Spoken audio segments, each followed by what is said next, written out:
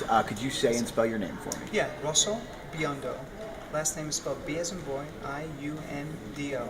And how should I officially title you for this? My title here in this hospital is Medical Director of the Spine Center at UHC. Okay.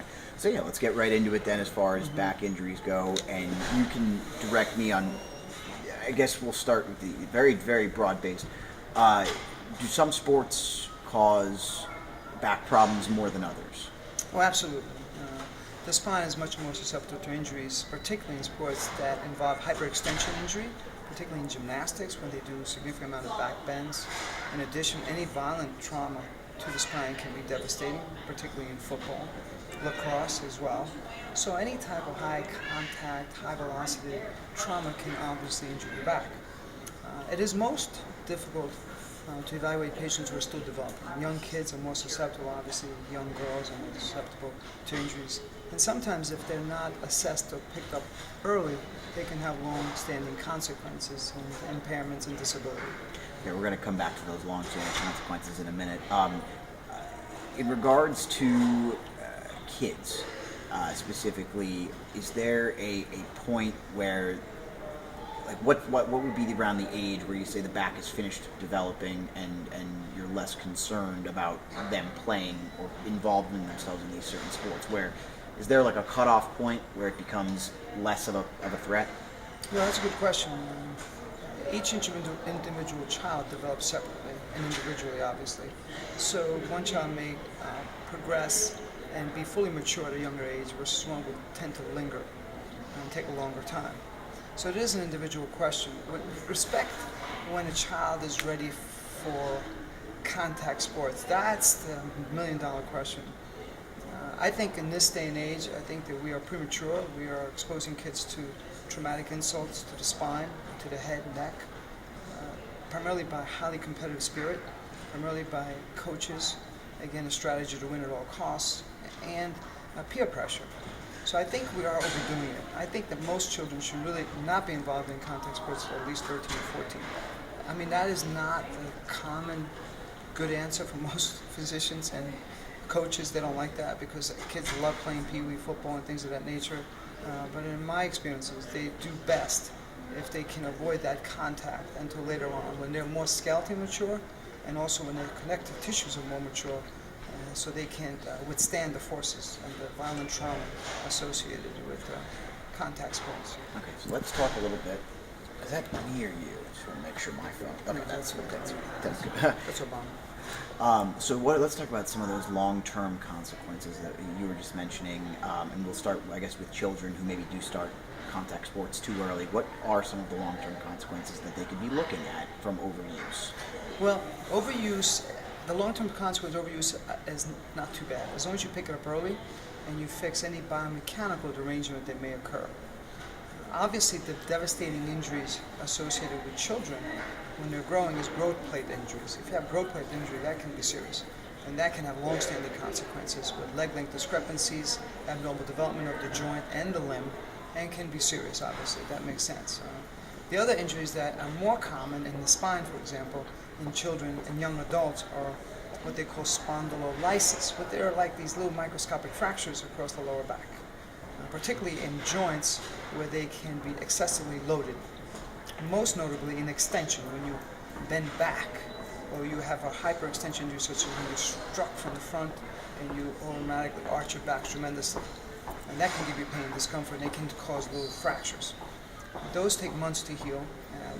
The main problem with those are that it's not easy to pick up. It can easily be fooled and trick you into thinking it's just a muscular ligamentous injury that will heal on its own.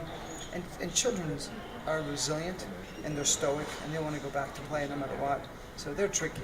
And they'll tell you that they feel good when they may still have some pain. So you may not be able to pick it up for months after the injury, which may be too late to let that heal appropriately and properly. Moving to adults a little bit, would you say are a lot of back issues, or at least a lot of common back issues, are they chronic, or are they things that can be, I guess, repaired or healed, or is it something where you can only manage it? That's a good question. No, I think that if you have someone who has a back injury and you evaluate them thoroughly from a biomechanical perspective, looking at the skeletal concept behind how the spine moves with the pelvis and the hips, and you can correct that problem early on, they will not have chronic issues. The problem with low back pain, it is intricately related to your core, which is your abdominal strength. If your core is not strong, and a core is a group of muscles which is pretty extensive throughout the, from the abdomen to the lower back to the pelvic area. If those muscles are not, fine-tuned and in great shape in terms of strength and endurance, then you're more susceptible to injuries. So the way you avoid chronic low back problems is to develop a strong core and fix any biomechanical issues that may arise. Invariably speaking, most, particularly children and adults, are overweight. And when they're overweight, they first and foremost lack their core. With the lack of core strength and stability, then your spine becomes vulnerable. It becomes like a sail in the wind. It doesn't have the stability that's necessary to maintain a proper fixed spine. Do you find are back injuries difficult to diagnose? Can they be one of many different things when you first get someone just complaining about, hey, I have some pain in my back, or are they generally? Are you able to figure out where it is localized? Again, that's a good point of question. Low back pain per se is just a term that's ubiquitous. It's used across the board, but it's hard to pinpoint what's causing it. Because when you have low back pain, it can be coming from the disc, which most people say I have sciatica. It can be coming from ligaments, and there's hundreds of ligaments. It could be from muscles, which is a wide array of muscles that span many segments. And also it could be coming from intra-abdominal pelvic pathology. You follow me? That means something inside your abdomen or pelvis that can give you low back pain. And that can mimic back problems. For example, you can have someone who has abdominal aortic aneurysm, which is common. We always learn that in medical school, which is a big dilatation or ballooning out of the massive blood vessels in your abdomen and pelvis. You can have a large aneurysm that's ready to rupture, and then the patient presents with back pain. You follow me? So it can mimic many other disease pathologies. But generally speaking, in a young, healthy child and adult, it's usually musculoskeletal. That means it's muscle and ligaments, or discs and soft tissues and things of that nature.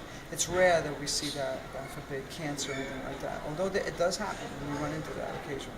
So some of these, I guess, let me see if I'm following this. In a lot of instances, let's say the spine, it sort of supports the entire body in a manner of speaking. So if you can injure something else and create pain in your back, and in this instance, you're talking about how important the core is to keeping your back healthy, right? Yes, that leads us into 2 points. They're very good points as well.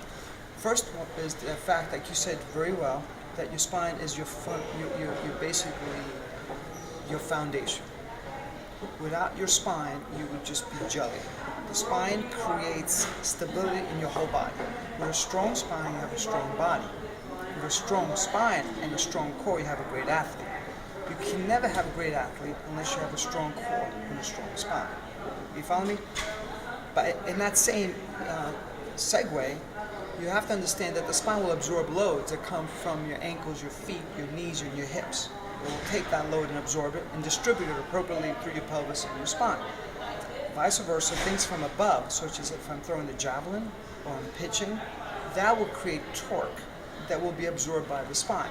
Therefore, you have to have strong supportive structures to be able to absorb the load.